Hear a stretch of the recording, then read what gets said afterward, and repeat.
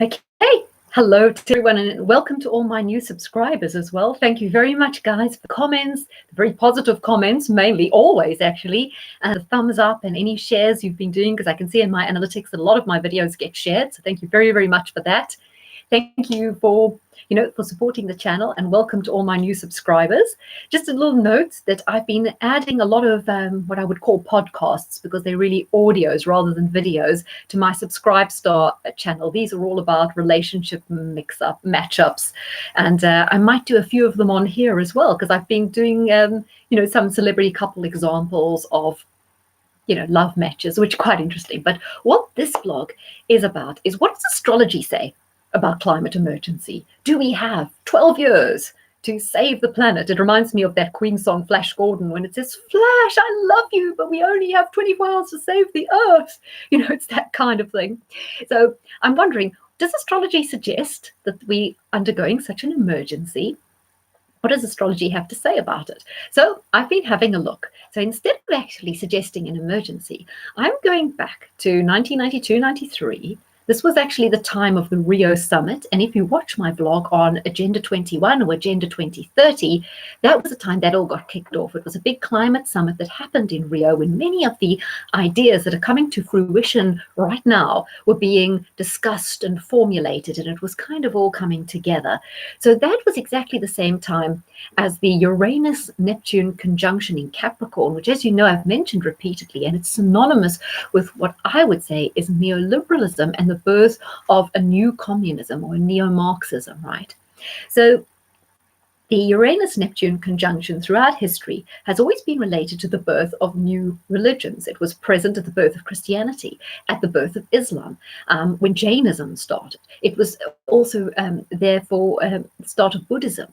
So it's always been there when a big new religious movement has started. And what I'm going to say to you in this particular vlog, where I'm going to discuss some things about the climate, is the whole climate thing is actually a new religion. Now, what Constantinople realized in the Roman Empire back in, I think it was 300 AD, was that in order to have a more powerful empire and to grow and to cross cultures and to cross borders and to bring totally different people together, what they needed was something unifying. That unifying thing was to be Christianity. So when Constantinople had a big conference, Emperor Constantine at least, he had a big conference in Constantinople, and they combined the themes of paganism with Christianity, which is why we celebrate Christmas on the 25th of December at the winter solstice. So they combined paganism with Christianity to create something to bring pagans and Christians together, because they recognize that empires work better when you have this unifying religion. Because, like I say, religion can cross borders, cross cultures, and it's something unifying. And also it gives people a sense of divine purpose. They say the divine right of kings. So religion gives the leaders and via the kind of priests and the monks a kind of hierarchy, and they're almost answering to a higher power, because their empire is God's will. And Islam did very much the same thing. The Arabs had never been a conquering or a dominant force, but once they embraced Islam, it went crazy, and Islam spread right from Morocco to Nepal. It just went right across the Middle East. Sure, the Byzantines and the Roman Empire had exhausted themselves through all their wars, and so did the Persians. So it was an ideal time for the Arabs to kind of, project their power. But they also realized that, religion gives you a greater impetus, a greater force. So I think the globalists looked at communism and they thought, yes, it failed. It failed miserably, really, in terms of other empires, because it didn't have this whole religious, spiritual thing that gave it an added sense of meaning, or that made it more worthwhile. It was just very of the material, and you need that spiritual element. In astrology, we all have a ninth house. We all have Jupiter somewhere. We all aspire to ideals and to some form of kind of higher calling. Communism didn't have that. So the new communism, like I say, this neo-Marxism or the new communist agenda, have identified that green and environmental issues could very well become a new religion. And I think that Greta Thunberg is very much the kind of chosen messiah almost of this religion. Now, I wrote this little piece I must say, some of it was inspired by something Brendan O'Neill and then was saying on the Spiked podcast, but I kind of elaborated. So I said, Greta Thunberg is like the messiah of a new religious cult. To criticize her is to blaspheme. She is almost a second coming for the self-flagellating middle classes who seek in sadomasochistic fashion to be punished for their eco-sins and purged of climate denial. Her 2-week voyage on her carbon-neutral boat across the Atlantic is akin to Jesus' 40 days and 40 nights in the desert. Behold when she talks, as she has seen the end days, and she brings warning. O come, all ye unfaithful, woeful, and defeated. We must leave our cars behind, and we must cast our travel lust asunder, and never look back, lest we turn into a pillar of salt. So that was just kind of me being rather launching into some prose there. But I think I captured quite a lot of themes in that little blurb. Now, George Monbiot, who wrote a book, Heat, he's a big environmentalist. He said that where this green revolution is different to every other revolution that's gone before it, is it's the first revolution that's campaigning for less freedom, less choice, and more austerity. And that's quite unbelievable when you think about it. All these climate activists, people voting green, these young people who are so inspired about it, do they actually get that? Have they thought that through? Because it really is what it's about. It's also about less capitalism, more centralization, more control, more authoritarianism, less prosperity, and less development. Do you notice now when they look at Africa, they want to keep those people where they're at and stall their development because they're not using very much carbon. So that's the ideal state. But over here, of course, in the more developed world, the more developed, the more prosperous people come, obviously, the more people purchase, the more, of greenhouse gases and whatever they're releasing. Now, for a start, I don't think that carbon is the kind of control lever or the joystick for the world climate. Climate is influenced by thousands of different factors in a model that is so complex, it's impossible to analyze the model, to create a model, even with the best computer in the world. So to think that just by changing carbon, we're going to change a whole dynamic is clown cuckoo land. And even the UN reports and people who are honest about climate change say that even if everything in the Paris Accord was followed to the letter, and even if we all cut back, we are still going to have minimal impact on the climate. As I've mentioned in other broadcasts as well, yes, carbon is a greenhouse gas, causes warming, but it does so via a feedback factor because it doesn't directly cause global warming. It does so via a chain reaction, almost a domino effect, and quantifying that chain reaction, that feedback factor, is an incredibly complex mathematical model, and most of the climate scientists don't have the degree of understanding of maths to calculate that feedback factor properly. Therefore, they've grossly exaggerated it, and hence all these wildly apocalyptic stories about climate are based on an incorrect understanding of mathematics. All right, so I would just like to say, I think it was Matt Fry, someone irritating on LBC. Who cares what their name is? They're basically all the same unless it's Nigel Farage and Ian Dale. And he was telling people, well, I agree with 97% of scientists. 97% of scientists agree. I would like you all, when next time you hear someone say that to you about the 97% of scientists, say, can they direct you to the poll? Because usually when there's a poll, it's done by Ipsos Mori, Rasmussen, one of the reputable polling companies. There are numerous ones out there. If 97% of scientists agree, where is the poll? What date was it done?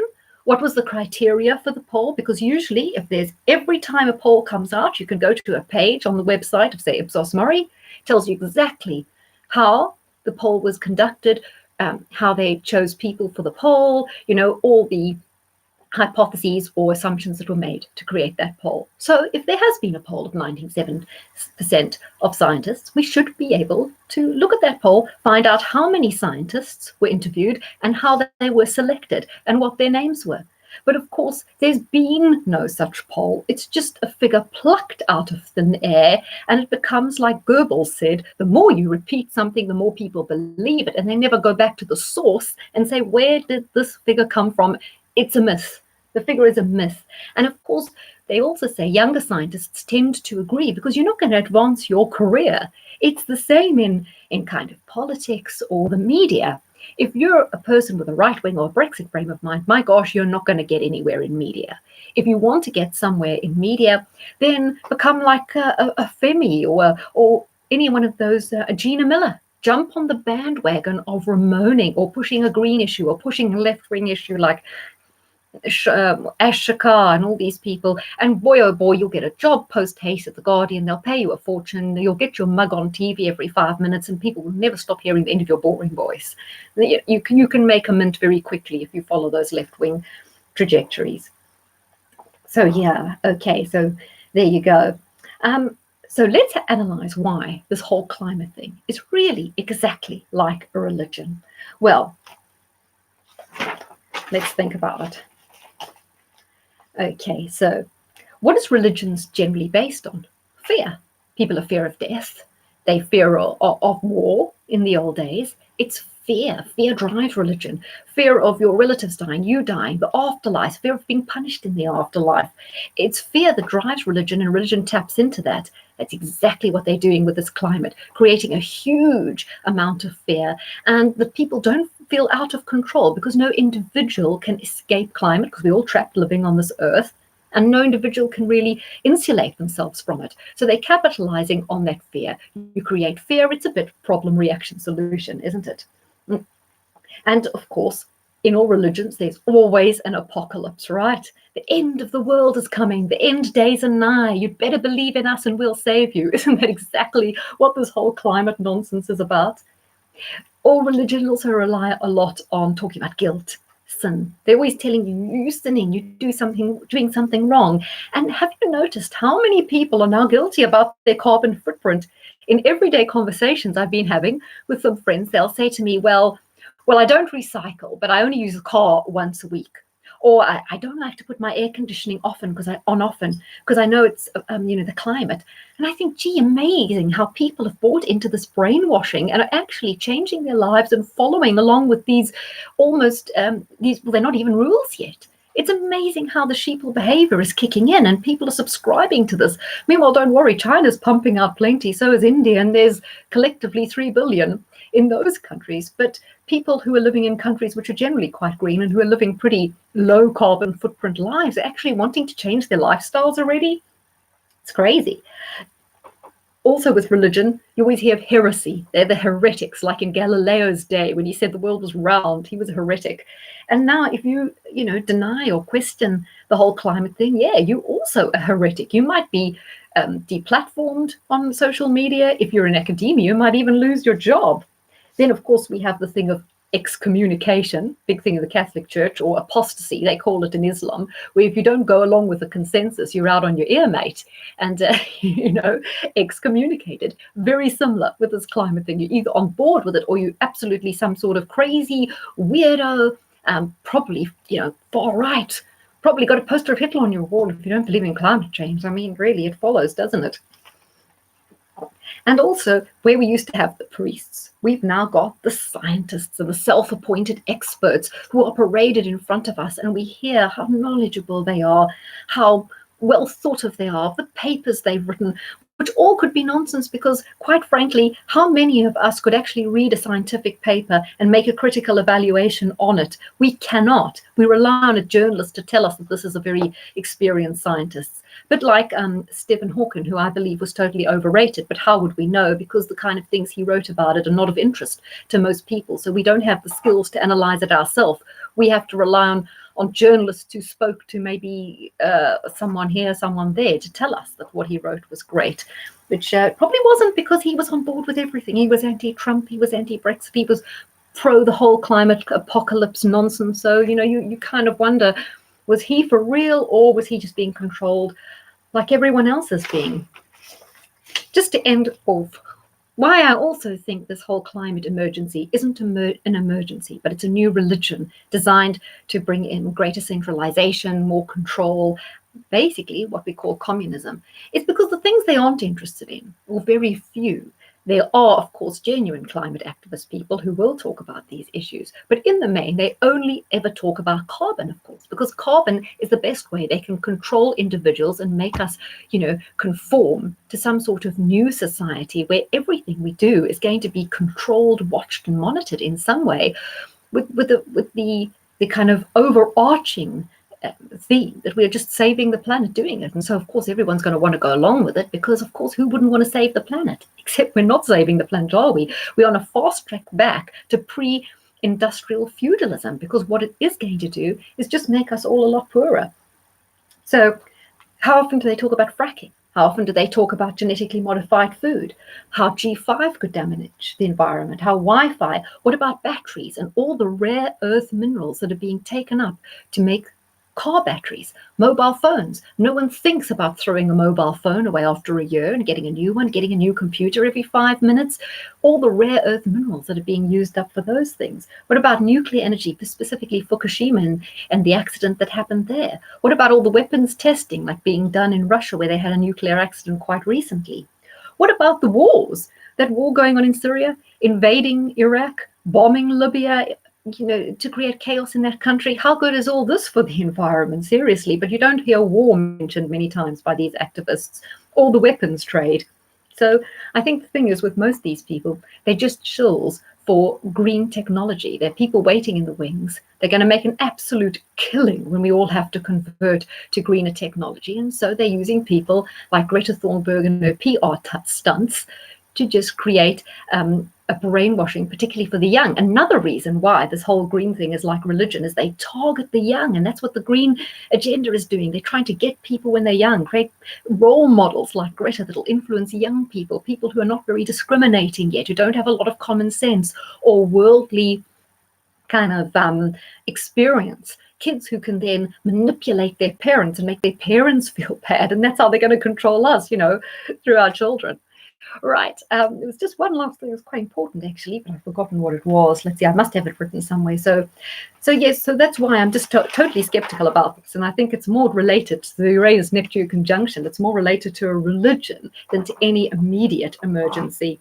Yeah, the divine intervention. Yeah. Okay. The common.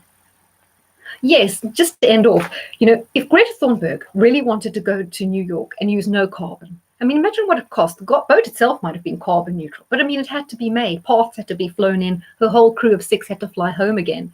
The best thing she could have done if she wanted to make a cheap trip to New York is go to the airport. I don't know if she's going from Heathrow or wherever. Sit at Heathrow and wait for a flight, and go up to the counter and say, do you have any last minute seats on a flight to New York? Because every day there must be flights to New York, planes that fly to New York with spare seats. So the best way you can be carbon neutral is to make sure you're there at the last minute and you get one of those seats that would have been empty had you not been there last minute. And then you've made a totally carbon neutral flight, haven't you? Because that seat would have been empty, but instead you filled that seat. So that's the best thing that she could have done. But of course, that wouldn't have created all the hoopla and all the nonsense and got people thinking what she did actually was no good for the environment and certainly isn't a solution. Like with Harry and Meghan, you can see that there's a class distinction going on with this whole environment. It's still, the world will still be the rich and powerful's playground. They'll have money. They won't be bankrupted by high electricity bills. They still fly everywhere they want and have a lovely life. But you and me, we'll have to take a picnic down to Frinton-on-Sea and sit there in the miserable weather when it rains in June, and that'll be good enough for us, because that's what it really is about. It's about relegating us back down to the state when people didn't even leave their towns. And just to end off and to say that, do you notice there's a great deal of snobbery with this whole environmentalism? If it's kind of Tabitha or Georgia from Cheltenham who are going over to Vienna to see the Vienna Symphony or the Vienna Boys Choir, oh, that's so nice, and it's very cultural, and it's not bad for the environment at all. But if I was Steve-O and Dave, if they go from Clapham off to Prague for a stag night, then that's seen as totally infra dig and a waste of resources. So it's only okay for the rich who are going to do sophisticated cultural things. It's okay for them to travel, but we don't want plebs on planes flying around, do we? Do you see that kind of mentality shining through? Shines through in everything that goes on in the media now. And we can see that condescending attitude coming through in Brexit all the time. Hi, Chaos. Fabulous as always. Thank you. Thanks, Gillian. I enjoyed that one. I like to get onto these issues. As I said, yes, I'm going to try and do some more relationship ones as well, but I want to liven them up by chatting about some celebrities. I'm even going to do the relationship of Tony and Cherie Blair. So, because I know everyone likes to have a go at Tony and Cherie Blair, but let's look at their relationship and see what astrology says about it. Thanks, guys.